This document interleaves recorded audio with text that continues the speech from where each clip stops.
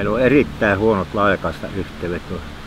Me ollaan itse kuhit tänne laitettu vaikka minkälaista laitetta ja nekään ei taho pelata ja joudun kotoa siirtymään tänne mukavempaan toimistoon, tänne, eli Metän Siimekseen. Meidän yhteydet pelaa nyt niin, että itse minullakin on tässä nyt tämä tietokoneyhteys ja sitten puhelinyhteys on tässä puhelimessa. Kotona pitää ehtiä pöytää ja sitten vähän huoneita, missä puhelin kuuluisi. Sitten nyt oli meille se valokuitu tarkoitus tänne laittaa, mutta me ei sitä saatu, kun kunta olisi ollut myönteinen, mutta siihen ei me kunnan rahat riittänyt, koska tähän ei kaikki kylät eivät tähän tuettuun piiriin kuulu, vaikka ne on maaseutukyliä. Meidän naapurikylä on samanlainen kylä kuin tämä meidän Vaaran kyläkin, niin se on markkinaehtoinen alue ja se jää siltä välistä pois, niin operaattorit eivät rupea tekemään valokuitua. Meillä ei tehdä edes tarjousta.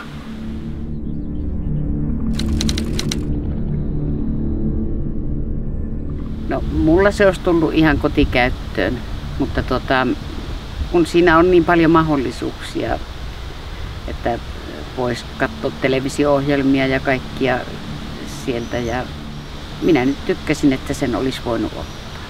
Se tulee niin kalliiksi, että minä tämmöisenä vanhana ihmisenä niin en pysty semmoista ottamaan, eikä se ole niin kuin kannattavaa enää, että sille tulee sitten vuosihintaa mahdottomasti. Se olisi tullut maksamaan yli 5000. Monet eläkeläiset on varattomia ja mitä vanhemmaksi tulee, niin minä olen huomannut, että aina enemmän ja enemmän menee rahaa tähän terveyteen.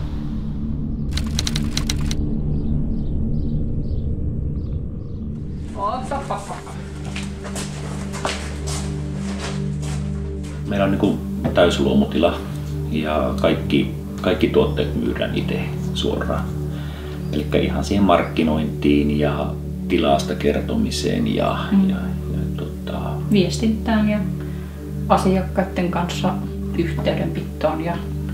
Ei se niin kuin hirmu isolta tuntunut niin kuin kustannuksena kuitenkaan tässä. Sitä sitten käytetään tässä markkinoinnissa ja yritystoiminnassa, niin kun se ei tule niin kuin pelkästään viihdekäyttöön. Sillä on vähän niin kuin erilainen arvo sillä tavalla. Se on niin kuin investointi. Se on välttämätön, joo, kyllä. Säästää aikaa ja kilometrejä ja rahaakin. Rahaa säästö on. Niin kauanhan sitä pärjää, kun ei tiedä paremmasta.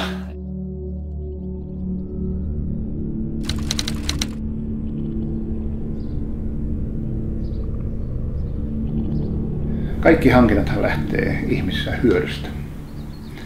Ja me ollaan jo tilanteessa, jossa monilla niin kuin kotitalouksissa ollaan jo niin kuin siinä tarpeen kynnyksellä ja monet on niin kuin hankkineetkin. Sinänsähän valokuitu pitää nähdä yhtenä osana maaseudun vetovoimaisuutta.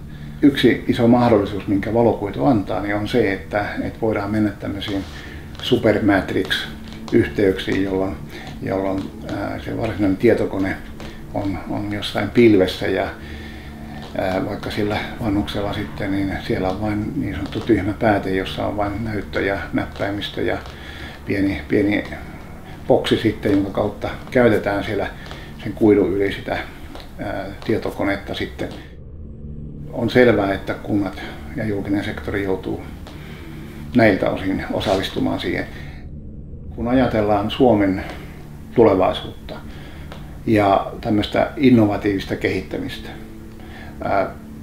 valokuitu ja yleensä tämmöisen tietoliikenteen siirtäminen, se on se perusta ja välttämättömyys, että me voidaan kehittyä.